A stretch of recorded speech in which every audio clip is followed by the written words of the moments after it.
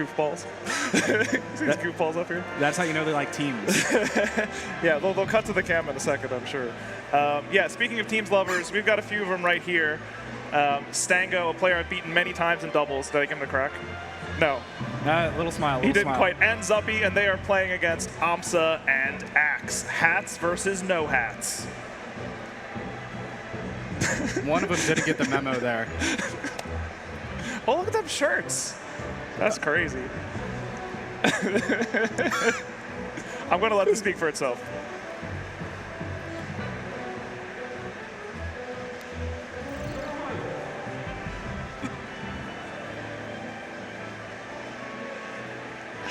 Yeah, so before the stream even started, they were not really warming up. They were like thunder jolting shines and trying to like throw eggs at the ledge through a couple shine bounces and stuff. It's been a wacky time. One thing we were talking about before it even started is exactly how Yoshi and Pikachu function versus Double Fox, right? Yep. And it's almost like I made the analog of Fox Peach, a team we see much more often, because Yoshi, wow, a quick kill as well on aMSa. Yeah, because Yoshi very often functions kind of like Peach, has a really good risk profile from the lead, and Pikachu has the speed to pick up on a lot of openings, and once that percent is high, and you've seen Active Foxes off stage, right, a bunch of times. Yeah, we're kind of seeing a bit of this split play here. Fox is trying to keep both of them split because they do win the 1v1 in both of the matchups here. Yes, yeah, exactly.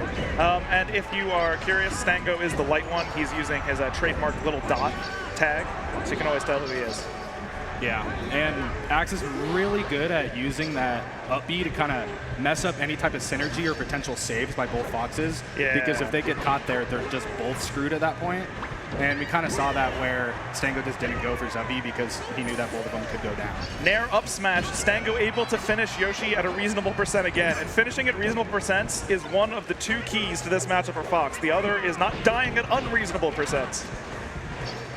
Yeah, Stango's doing a really good job of just sticking onto aMSa here and capitalizing on those up smashes that they've done twice already so far. Yeah, Stango known, of course, as a Marth main. But not only does plays Fox mostly in teams, I have seen play Fox in this matchup in singles, like back when he was primarily a melee player. And so Fox Yoshi is, you know, something he's used to.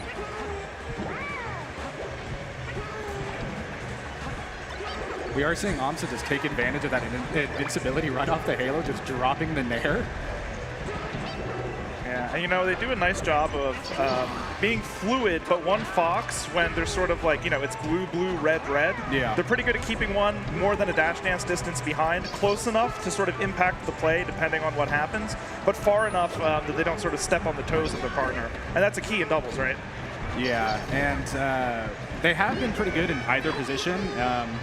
But axe has kind of been taking advantage of those single opportunities where that's true. He's almost just gimped both of them at sub 50%. Yeah, I mean, that's part of the game plan, I guess. If you look at it a different way, the Foxes are trying to make it such that there's not enough time to use that game plan that we outlined at the beginning where, you know, Yoshi kind of tanks damage and trades some back, but then axe finishes them. The way that they're just trying to run it, both of them individually, like you mentioned. So instead, what they have to do is have like aMSa buy time with his excellent platform and shield play, getting stray hits here and there, where axe cleans up stocks on the edge, and all of a sudden it's a 2v1, although at high percent. Yeah, Zuppy just couldn't do anything there, tried to save Stango at the last moment, and now the friends are just comboing. Yeah, and it's going to be, I thought it'd be an up air, no follow-up, but once again, they just cover the ledge. F-tilt sent backwards. Wow, two projectiles. I bet they planned that to cover it like that. Axe 69% at the end of that game.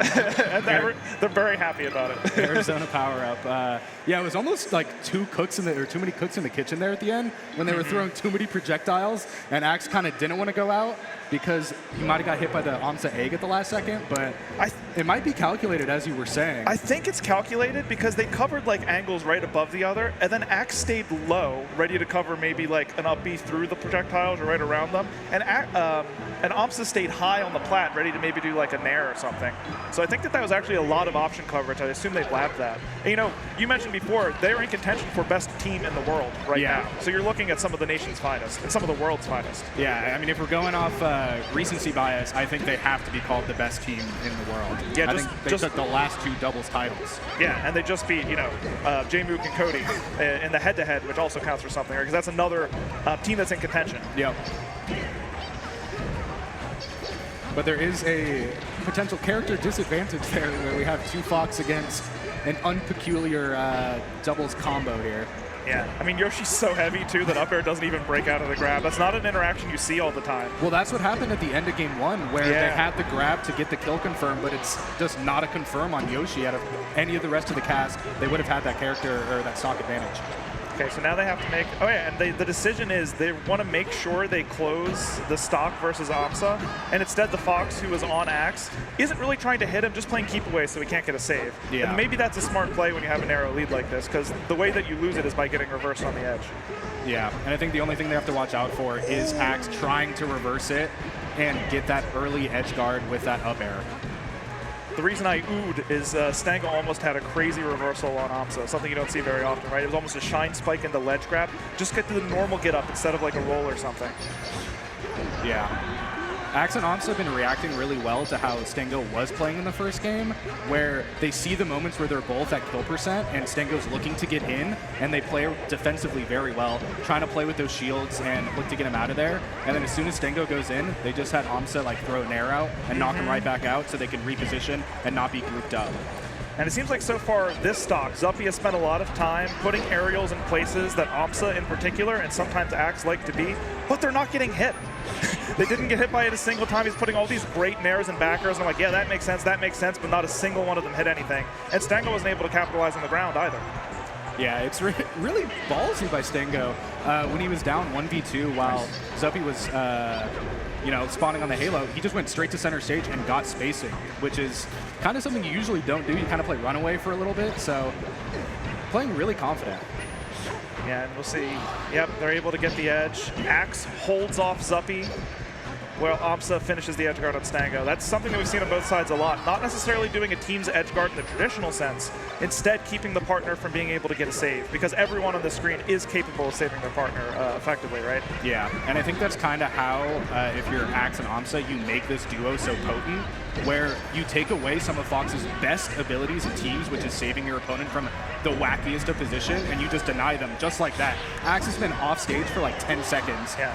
I mean, even if they didn't clean up that one stock, they did like 50 damage to each of them basically or something, right? From all of the iterations of that edge guard. Yeah, now we're back in the impossible situation for Stango here. Just got to try to pull something out here, get Axe off stage maybe. Yeah, but you know, it's a misled dash to end it. To tell you the truth, at this high of a level, usually a 1v2 is nigh impossible. So, yep. Yep, you're ready to go to the next one. There were 2 games on Battlefield, right? Yeah. If I'm playing Double Fox, and I'm not Stango or Zuppy, they're better players, better teams players, I'd go somewhere like FD or Stadium instead. Yep. Here we are. No. Okay, great. I will say the task becomes a lot harder to win when you have to play on Dreamland twice, potentially, against Pikachu and Yoshi. Yeah, part of me, like, it's definitely hard, but in a way it's not as scary as, for me, as I'd expect, because this has been the real problem. Look, Zuppy's been off stage for like 10 seconds, not helping Stango, who's in a 1v1 with the best Yoshi of all time and, you know, a top 10 player. He's able to stack the ledge from the down B.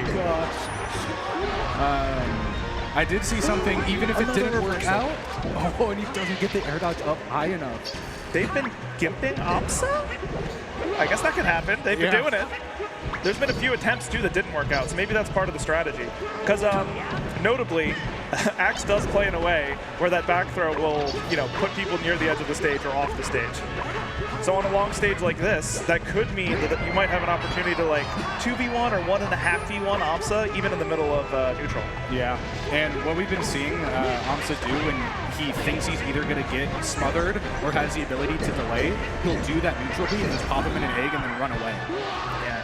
And, you know, while that edge guard's going on, that's the type of thing that's been happening. A big combo from aMSa that leaves Stango at over 100%. And there's another back throw. Oh, they had team's coverage for that too. You know, it's so scary to mess with aMSa on the edge that they were kind of able to play off stage without the other Fox interacting with them. Which is interesting because in a lot of other matchups, right, Fox will just run up and at least like threaten, show presence, and make some threats so that you feel like you have to get off the ledge. In that case, they're just do a doubles edge guard anyway. Yeah, and I think that was an interesting thing there from Zuppy, where he could have potentially had the edge guard on axe. It was a pretty far away hit with a long recovery, but he just went back to do the 2v1 on aMSa, which I don't know if it's the correct play. I mean, I'm also not Zuppy and Stango, but aMSa just has so much like stymieing ability with Yoshi. And let's take stock for a second. We got a pretty even game on our hands. Well, it was a second ago. And now this damage is going to hurt. And up air to finish it? No, gets a reverse hit of the Nair in order to send Stango off stage. It does more damage than up air too, and gets an up air at the very end in order to close out the edge guard. And all of a sudden, it's a 2-stock advantage for the red team. And now aMSa just keeps going right back in, doesn't even take the time to wait for axe, and just goes for the downbeat in neutral. They would really love to finish off axe here, but there's not really a great way to do it. Stango gives it a try by snagging the ledge for him after he gets off, but they can't fully engage. Yeah. Too dangerous. And now we're seeing a little bit of slowing down, trying to go in that, you know, blue, red positioning. Yeah, and they wanted axe, and they got him, and it's a 2v1. Back air. He goes so high, they can't get another back air. You can't do anything. I was thinking up smash, dash attack is also connects. And there's an up smash finally. They're able to close the game. It's 1 game for the Foxes and 2 games for the mid-tiers. Yeah, I would like to see Dreamland, I believe, but I could also see Yoshi's kind of being really disruptive.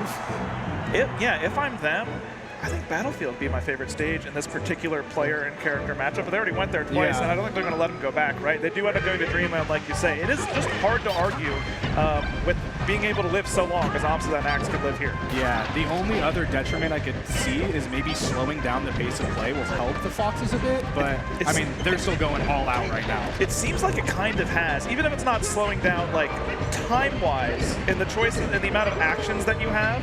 Like, the Fox has been able to split up the 2 teammates and sort of force interactions on one of them rather than both of them more often. Yeah, and moving to, you know, bigger platforms as axe just takes out both of them with an up smash. We have been seeing the Foxes kind of play on top of each other with shields. I was just thinking, speaking of playing on top of a shield, I thought what was really interesting is the double invincibility in between stocks. They really trust aMSa's ability to shield drop their platform, obviously because he's Yoshi. Axe just goes over there too and uses him as like a wall. Because you don't want to approach aMSa on a platform. That's pretty cool. Yeah, and we're just seeing this like kind of really defensive movement from aMSa, just rolling as an egg on repeat. And they kind of can't answer to it because Axe is going to come down from Halo immediately. aMSa's just been such a strength for this team by just not dying, just stalling these 1v2s on repeat.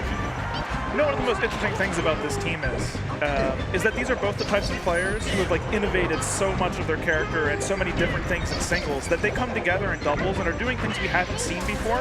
And so teams, not only are they exceptional doubles players, but teams aren't ready for the stuff that aMSa and Axe are throwing at them. I mean, we were talking about things that we don't even know if they were intentional or not, but after seeing what they do, they're like, this has to be pre-planned, right? Like, they're best of friends. They play together all the time when they have the chance, and they're definitely labbing out strategies. I mean, yeah, it looks like they have set play, for sure.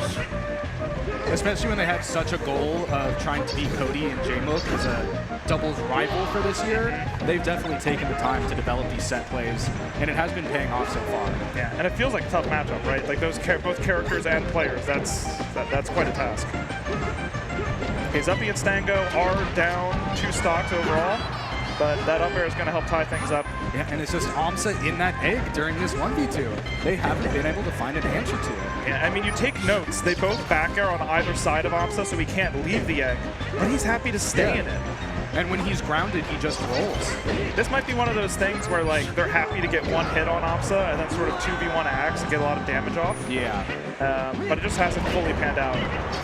Yeah, Stango is quite good, if I remember right, at using throw invincibility. For all you singles players, you actually get a little bit of invincibility when you initiate a throw. I think it's like 7 frames or something. That time, aMSa knew to wait for it. The up air's going to finish, right? No, it's Dreamland. That's the power of Dreamland once again.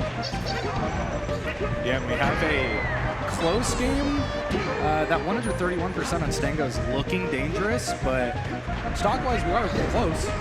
Yes, I mean closer than they were, 2 stocks ago. Yep. Yeah, Medado's going to finish it. What it really comes down to, you have to be confident in your 2v1 proficiency, and it seems like everyone on the board is, right? And at that point, it's just who can take both of the opponent's stocks first. And aMSa closes it out for Zuppy. Went all the way out there and was able to finish it. And Stango's back here in this 1v2. It's just a matter of time and how cool that they make it look. But throw an egg on the back throw. Yeah, they were looking for egg back throw. Oh my, that is a lot. But I think they're going to end up closing it anyway. Yeah. aMSa and aMSa looking strong, and of course a good showing from Zuppy and Stango too. That was winners. Yep. So Stango and Zuppy will continue their run in losers bracket. Yeah, they will be playing Fizzwiggle and Fishbait in losers quarters. That's a Chic Peach matchup. Yep. Okay, cool.